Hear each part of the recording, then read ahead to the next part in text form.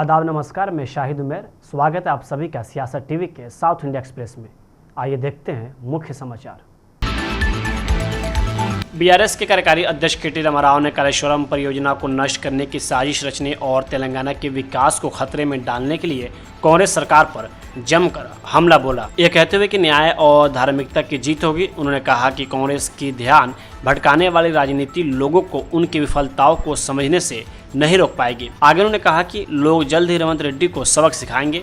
आज नालगोंडा में मीडिया को संबोधित करते हुए रामाराव ने कहा कि कांग्रेस और भाजपा दोनों राजनीतिक नाटकबाजी में लगे हुए हैं, जबकि लोगों को परेशान करने वाले वास्तविक मुद्दों को नजरअंदाज कर रहे हैं। उन्होंने एसएलबीसी सुरंग ढहने की घटना पर मुख्यमंत्री रेवंत रेड्डी की चुप्पी पर भी सवाल उठाया, जिसमें 8 लोगों की जान चली गई। उन्होंने कहा कि बचाव प्रयासों को गंभीरता से नहीं लिया गया। सरकार कमीशन के जुनून के कारण 100 भी बरामद नहीं कर सकी। पूर्व मंत्री ने नालगोंडा में सनकिशाला परियोजना में रिटेनिंग दीवार के गिरने और सरकार की निरंतर निष्क्रियता की ओर भी इशारा किया। उन्होंने कहा कि पिछले 17 महीनों से राज्य चलाने में असमर्थ कांग्रेस सरकार जांच के नाम पर कई आयोग तैनात कर ध्यान भटकाने का नाटक कर रही है। उन्होंने कहा इस सरकार के पास महत्वपूर्ण मुद्दों से लोगों का ध्यान भटकाने के अलावा कोई विकल्प नहीं बचा है। यहाँ तक कि ठेकेदार भी अब राज्य सचिवालय में विरोध प्रदर्शन कर रहे हैं, जो राज्य की वास्तविकता को दर्शाता है। उन्होंने कांग्रेस के ही विधायकों और मंत्रियों के आरोपों की तरफ इशारा करते हुए कहा कि कांग्रेस शासन में कोई भी काम बिना रिश्वत के नहीं होता है।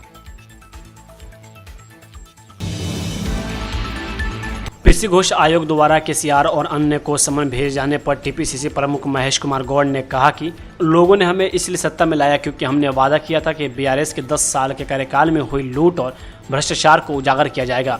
इसलिए तेलंगाना सरकार ने कालेश्वरम परियोजना की अनियमितताओं की जांच के लिए एक आयोग का गठन किया है। आयोग में केसीआर और अन्य लोग शामिल हैं जो इस लूट में शामिल हैं। उन्हें आकर अपना पक्ष स्पष्ट करना चाहिए। लोग मांग कर रहे हैं कि सभी भ्रष्ट लोगों को दंडित किया जाना चाहिए।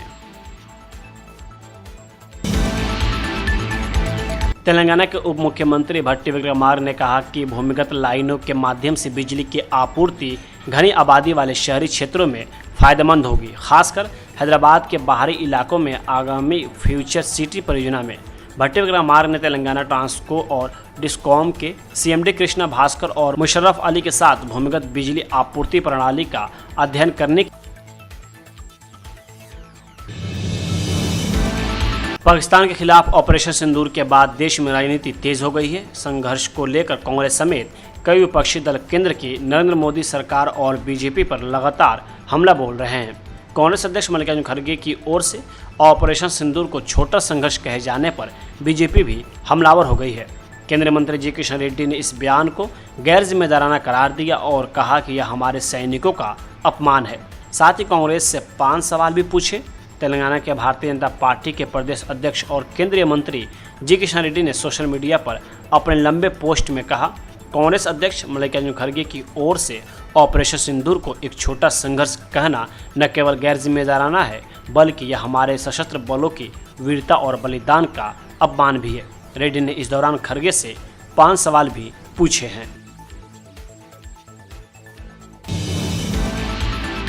आंध्र प्रदेश के मुख्यमंत्री एन चंद्रबाबू नायडू ने आज कहा कि राज्य सरकार 21 जून को विशाखापट्टनम में एक रिकॉर्ड ब्रेक अंतर्राष्ट्रीय योग दिवस का आयोजन करेगी, जिसमें बंदरगाह शहर में 5 लाख प्रतिभागी और राज्य भर के लगभग 2 करोड़ लोग शामिल होंगे। प्रधानमंत्री नरेंद्र मोदी विशाखापट्टनम में योग दिवस समारोह का नेतृत्व करेंगे। अपने आवास पर एक संवाददाता सम्मेलन को संबोधित करते हुए मुख्यमंत्री ने कहा कि दक्षिणी राज्य योग दिवस के माध्यम से इतिहास में एक नया अध्याय शुरू करने जा रहा है। नायडू ने कहा, यह लोग भारत की ओर से दुनिया को एक उपहार है। योग हमारी दीर्घकालीन विरासत है, लेकिन जिस व्यक्ति ने इसे दुनिया भर में पहचान दिलाई वह प्रधानमंत्री मोदी हैं। सीएम ने लोगों से योग को बढ़ावा देने के लिए अपने रचनात्मक का उपयोग करने की अपील की।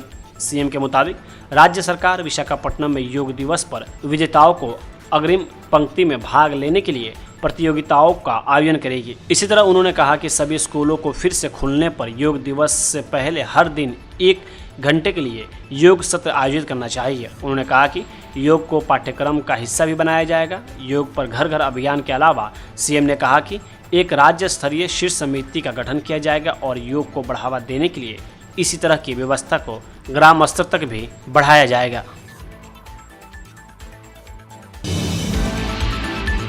ऑपरेशन सिंदूर पर कांग्रेस अध्यक्ष मल्लिकार्जुन खड़गे के बयान पर बीजेपी सांसद सुधांशु त्रिवेदी ने इस पर निशाना साधते हुए कहा कि भारत गठबंधन का नाम रख लेने से कोई दिल से इंडियन नहीं हो जाता। आगे उन्होंने ये भी कहा कि ऑपरेशन सिंदूर को छोटी घटना कहना न सिर्फ निंदनीय है बल्कि भारतीय सेना के शौर्य और 140 करोड़ भारतीयों की भावनाओं का भी अपमान है।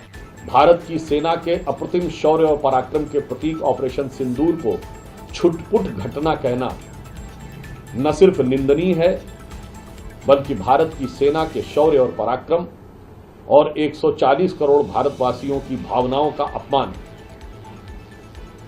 इससे पूर्व राहुल गांधी जी अनेक प्रकार के अवांछित और अनर्गल बातें करते हुए भारतीय विमानों और इनके बारे में न जाने किस प्रकार की बातें कर रहे हैं जो वो फितरतन पहले भी करते आ रहे।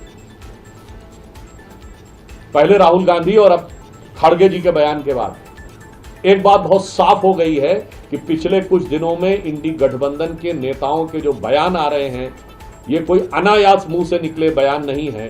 ये एक सुविचारित भारत विरोधी और पाकिस्तान को ऑक्सीजन देने वाली विचारधारा से पोषित होकर आने वाले बयानों की श्रृंखला है। खड़गे जी का यह बयान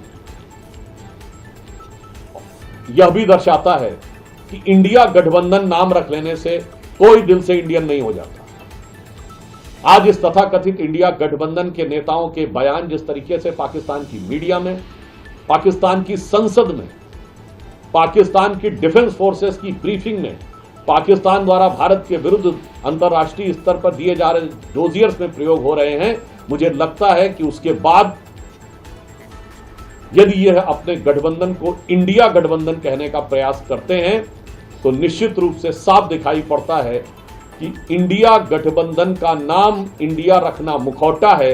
अंदर से ऐसा दिखाई पड़ता है कि यह पॉपुलर फ्रंट ऑफ पाकिस्तान होता चला जा रहा है।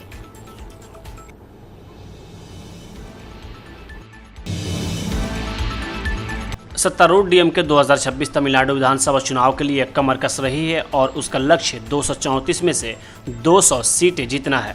अपने शुरुआती ज़मीनी कार्य के हिस्से के रूप में पार्टी 1 जून को मदुरै में होने वाली अपनी आम परिषद की बैठक के दौरान एक व्यापक चुनाव कार्य योजना का अनावरण करेगी। हालांकि आधिकारिक घोषणा का अभी भी इंतजार है, लेकिन सूत्रों ने पुष्टि की है कि डीएमके के नेतृत्व ने राज्य के विभिन्न हिस्सों में चुनाव संबंधित गतिविधियों की देखरेख के लिए पहले ही 8 वरिष्ठ नेताओं को क्षेत्रीय प्रभारी नियुक्त कर दिया है। इन नेताओं को कई जिम्मेदारियां सौंपी गई हैं, जिनमें तैयारी कार्य का समन्वय करना, जमीनी स्तर पर गतिशीलता का आकलन करना और स्थानीय पदाधिकारियों के बीच आंतरिक विवादों को सुलझाना शामिल है। राज्य को 8 क्षेत्रों में विभाजित किया गया है, जिनमें से प्रत्येक का प्रबंधन काफी प्रभाव वाले पार्टी के एक उच्च पदस्थ नेता द्वारा किया जाता है। पूर्व केंद्रीय मंत्री और उप महासचिव ए राजा चेन्नई क्षेत्र को संभालेंगे। दक्षिणी जिलों को उप महासचिव और सांसद कनिमोझी और मंत्री थंगम थेन्नरासु के बीच विभाजित किया गया है, जिनमें से प्रत्येक को अलग अलग क्षेत्रों का प्रभार दिया गया है। मंत्री आर सकर्रा पानी को मदुरै, डिंडीगुल और थेनी को कवर करने वाले क्षेत्र की जिम्मेदारी सौंपी गई है।